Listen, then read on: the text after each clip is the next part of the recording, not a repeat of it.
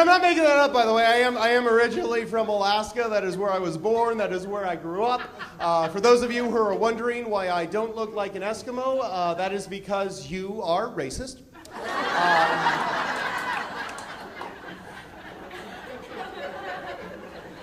You'd be amazed how often I get that comment. People come up after shows, "You're really from Alaska? Wow, you're pale for an Eskimo." Well, thank you. You're from California. You're pale for a Mexican. Let's move on.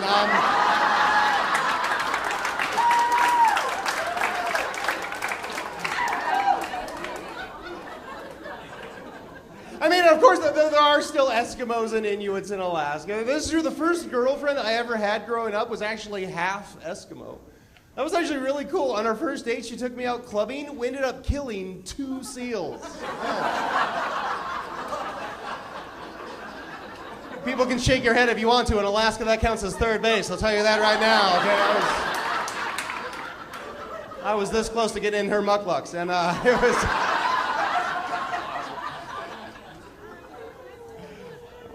I was just happy to have a girlfriend growing up in Alaska. Here's a fun fact about that state. Alaska has the biggest gender gap of anywhere else in the entire world. This is true. In Alaska, men outnumber women by almost 2 to 1. Yeah. Women up there have a saying about it, too. They like to say, in Alaska, the odds are good, but the goods are odd.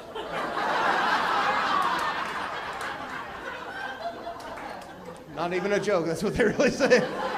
Yeah. The men, of course, have their own saying. It's, in Alaska, your chances are slim, and the women, not so much. And,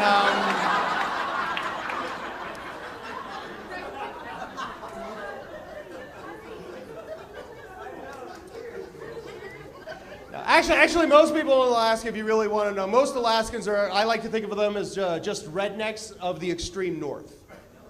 That's the only real difference. You want to know why they have dog sled racing in Alaska? It is because that is what rednecks do when it is too cold for NASCAR.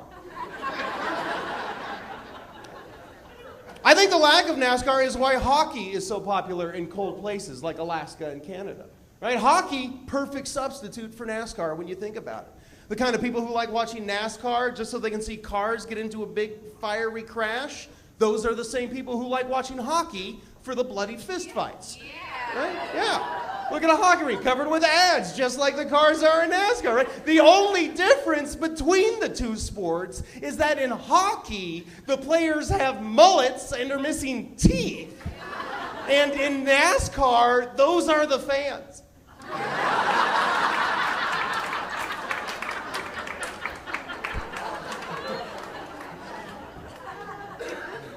And by the way, I do realize I just pissed off a whole bunch of NASCAR fans.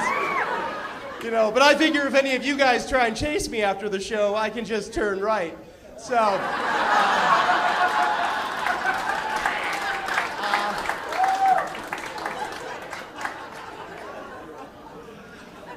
I'm kidding. I don't want to piss anyone off tonight, so let's talk about politics. I really don't like picking fights with people I don't like. I got into the stupidest fight with my next door neighbor this summer. This is sad but true. My neighbor actually got mad at me of all things because he thought that I was spraying too much weed killer on his dog. And I know. In my defense, the dog's name was Dandelion. Which is ironic because now he's pushing up daisies. And,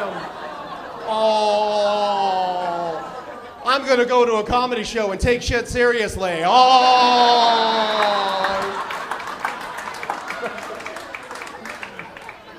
Relax, people. I would never do that to a dog, all right? I even feel bad if I accidentally hurt a dog. I do. I did that last year on one of my comedy road trips. Driving cross country, accidentally hit a dog with my car. Did not kill it, but I did hurt it, okay? And I felt really bad about that, okay? Really bad. Especially because I hit the poor dog while he was trying to help this blind guy cross the street. I know, and I'll tell you what, though, that guy did not see it coming. I completely blindsided him. Yeah. You should have seen the look on his face when it happened, too. It was like his entire life buzzed by his ears. And, everyone get it? Who's going to get it? All right, let's move on. That's one of the things about being a road comic. We do thousands of miles of driving every year. And whenever I have to go on like a really long road trip, if I can, I like to bring another comic friend with me just to help split up the drive a little bit, you know. And the last time I did that, though, it didn't work out that well. The friend who I was traveling with, he insisted that I do all of the driving on the trip. And his reason for that is that he is black, whereas I am El Blanco. And apparently that means that I can speed. You guessed it, and apparently police won't give me a ticket. Yeah, he told me that. I was like, fine, I'll drive, but if someone cuts us off, you have to shoot them.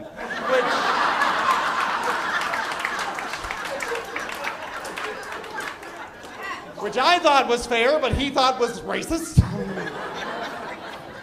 As did a lot of people in the balcony, apparently. I don't know.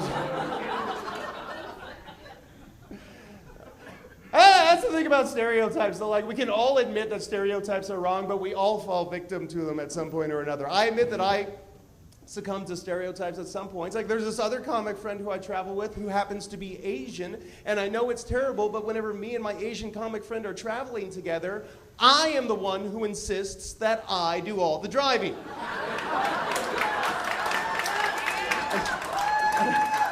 And I know that sounds terrible, but I'm sorry, I do not trust my Asian comic friend to drive. Mostly because she's a woman. And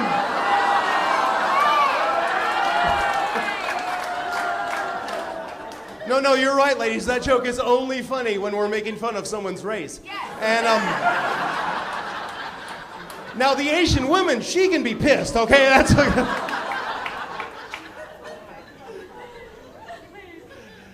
Here's the thing I really hate about stereotypes, though, is I always feel sorry for the people who can't live up to the positive stereotypes. That's got to be tough on them, right? I mean, can you imagine the poor Amish guy who can't grow facial hair? Having to walk around with the nickname Babyfaced Ezekiel? That's not right, no. Oh, I bet you somewhere in the world there's a skinny Samoan midget. You ever think about that? See, all I'm saying is for every positive stereotype, there is someone out there who can't live up to it, right? Somewhere out there, there's a Chinese guy who flunked math. Yeah, probably a black guy, teeny weeny.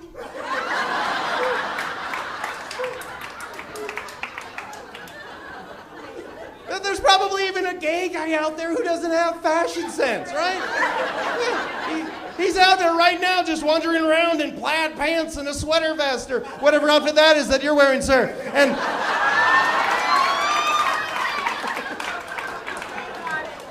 I'm kidding, you look fabulous. I'm not hitting on you, by the way. Hey, just for the record, okay, I happen to be straight, but just so you know, I do have a lot of gay friends, okay, you know, with benefits. And I'm just saying he looks really friendly. And you women are a lot more attractive than you give yourselves credit for, okay? Can I just say that?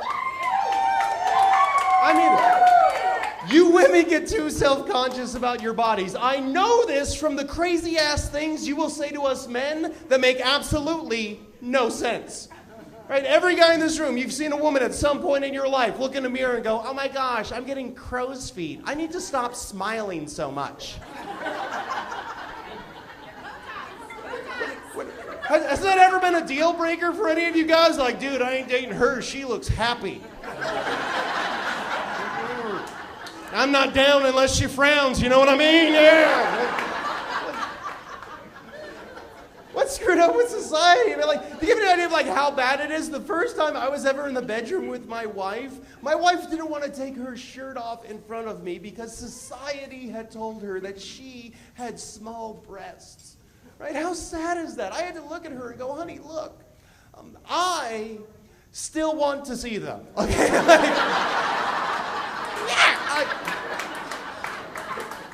I don't care if you're an A cup, okay? Hell, I don't care if you're a lowercase A cup. Seriously, you can have a nipple that's an innie. It wouldn't matter to me. In fact, if you have a nipple that's an innie, I kind of want to see it even more, okay? I don't know if I can, but I will suck that thing into an Audi if possible. I will do it!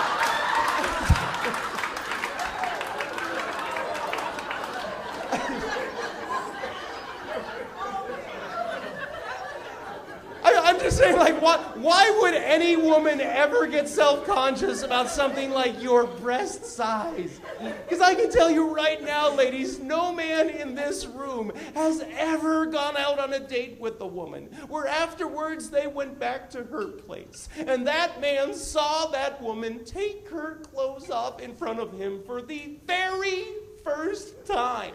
No man here has looked at that woman and gone, yeah, oh.